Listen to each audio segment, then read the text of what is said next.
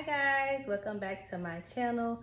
This is going to be part 2 of how to snatch your waist, and this edition is all about what to eat and how to eat. So if you're interested on how to snatch your waist and how to do it in a healthy manner and a manner in which that you can obtain and maintain, continue to watch this video. The topic I'm going to cover is water. It is so important to prioritize your water intake.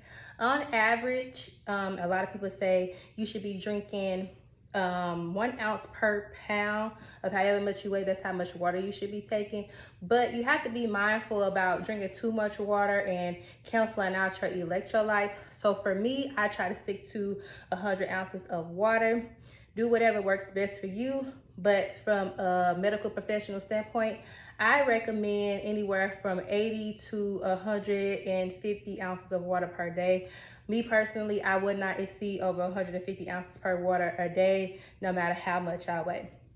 But so the thing about water is it helps you to stay satiated and feeling full. So if you're constantly eating and snacking, most of the time you're not getting enough water. So what I like to do, a rule of thumb, I drink before I eat, and I also have something to drink while I'm eating. That way I know I'm not overeating. And sometimes your body you'll think that you're hungry, but in all actuality you're thirsty. So if you get those hunger pains, the first thing I would do is drink some water first, and then if you still feel like you're hungry, then go ahead and eat your food or your snack.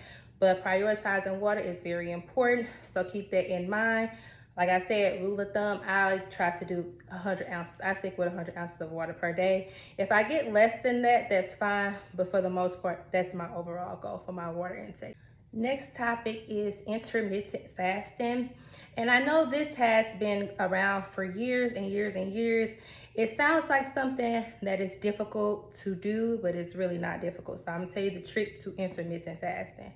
So for me, I include the time that I'm asleep. So on average, I probably sleep anywhere from 7 to 8 hours.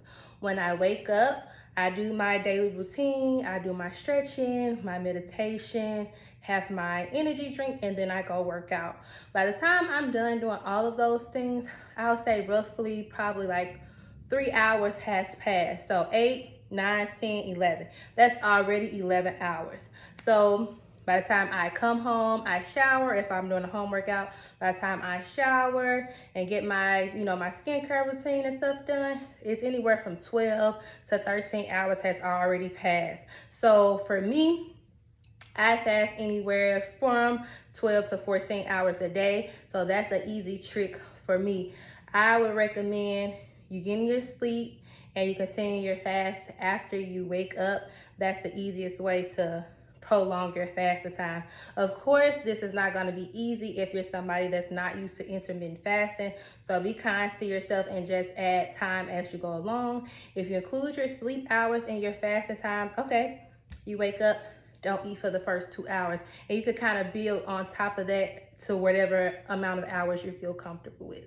But intermittent fasting allows you for your body just to rest and digest what you have already eaten the previous day before.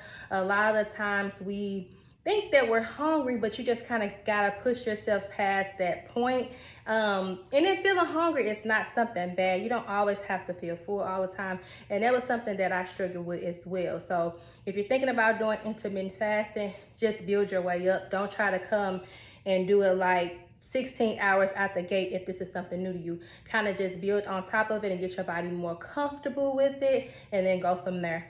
I don't dry fast. I always have liquids when I'm fasting. So you can stick to like black coffee, doesn't have any calories, or water, or you can do like herbal teas, green tea, peppermint tea, things of that nature to kind of help push you through that time frame. But intermittent fasting is a great way to snatch your waist and make sure that you're staying in control of the calories that you're taking in.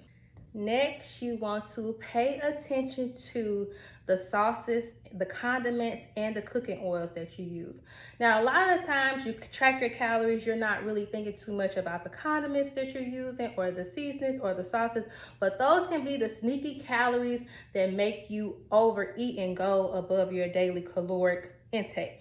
So you want to make sure that you're counting those and you're including that in your diet journal or however you're tracking what you eat. Now for me, I try to stick to things that's either low calorie or no calories at all. If you go to the grocery store and you see those Taco Bell sauces, those have 0 calories. Sriracha has 0 calories. Vinaigrettes are low in calories, but they still have calories in them, so watch out for those. And then hot sauces, well, I can't remember if hot sauce is 0 calorie or low calorie, one of the two, but those are the sauces that I feel like I could have in a plentiful manner and I don't have to really worry about it. But once you think about it, if you're one of those people who eat ketchup, mustard, mayo, those things are very calorically dense.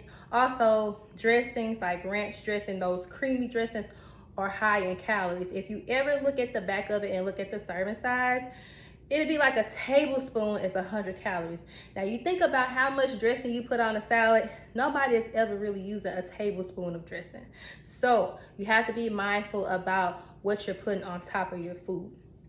Also, when you're cooking your food, butter, olive oil is very calorically dense. Oh, it can be good for you, but you have to use it in moderation when you're trying to watch how many calories you're taking in. I will opt for like those like Pam cooking sprays.